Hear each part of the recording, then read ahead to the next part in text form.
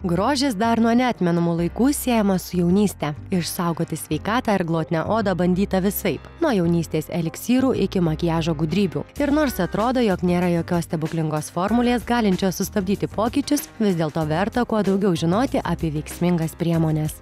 Sužinoti ir išbandyti daugiau nusprendė ir vilnietė Ramunė, pajutusi, jog esama situacija jos nebetenkina. Prieš tai aš naudojau labai daug įvairių kremukų. Paskutinis toks dalykas, išnaudojau tam tikrą kremuką ir tiesiog nusprendžiau, kad jau jie nepadaro to, ką aš norėčiau, ta prasme, geresnio rezultato ir labai taip kažkaip tai susidomėjau, kad galima pasidaryti kažką tai biškiai rimčiau. Tai jau ir aš manau, kad čia man tikrai viską papasakos, pakonsultuos ir pasiūlys, kaip geriau, ką padaryti. Į Vilniuje esantį medicinos paslaugų centrą atėjusi moteris nusprendė pasidomėti galimomis procedūromis, kurios pagerintų odos būklę. Vienas iš variantų, pasak specialistų, yra hialuroninės rūgšties injekcijos.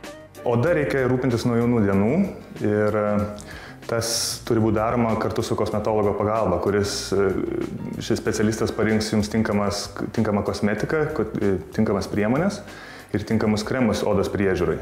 Tačiau vis tiek ateis tasai metas, kada kremai nesudrėkins odos tiek, kiek ją reiktų sudrėkinti.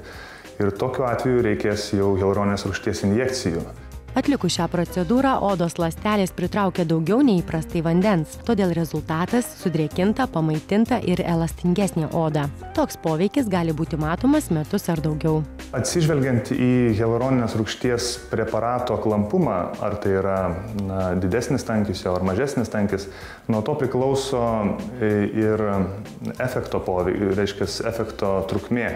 Jeigu preparatas yra pasirenkamas minkštesnis, jisai skystesnis, jis žinoma iš organizmo pasišalina greičiau ir tai tas efektas trunka pusę metų, tarkim 7 mėnesius. Bet jeigu preparatas yra kietas ir klampesnis, jisai yra matomas efektas metus ir daugiau.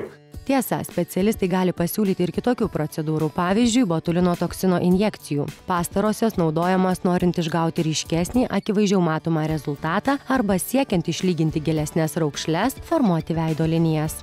Norint pasirinkti tinkamą preparatą raukšlei koreguoti, ar tai yra hialuroninės rūgšties preparatas, ar tai yra botulino toksinas, žinoma, į tai būtų sunku dabar atsakyti.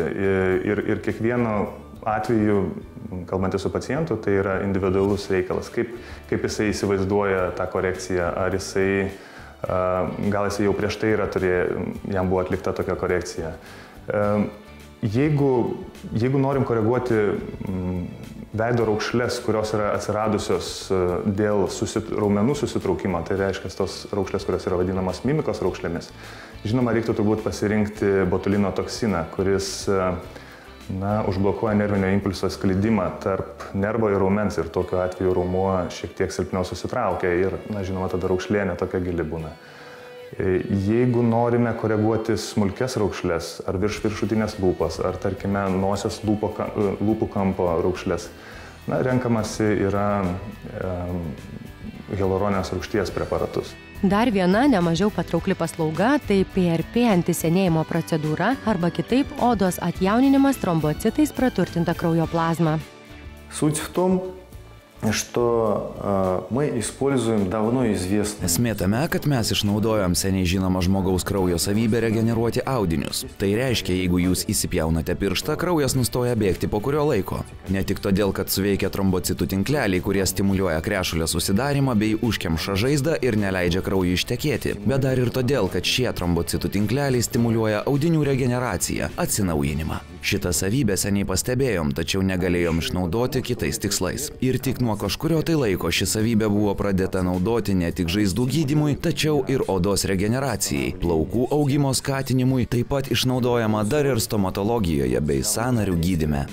Procedūros metu iš venos paimamas nedidelis kiekis kraujo, kuris vėliau apdorojamas specialiu aparatu. Atskiriama kraujo plazma ir trombocitai, kurie, kaip nustatyta, suaktyvina ląstelių regeneraciją, skatina kolageno bei elastino gamybą. Paruošta plazma mikroadatėlėmis suleidžiama tiesiai į problemiškas vietas. Būtent taip atgaivinti savo odą nusprendė ir Ramunė. Pacientė yra planuojama atlikti trombocitais praturtintos kraujo plazmos injekcijas.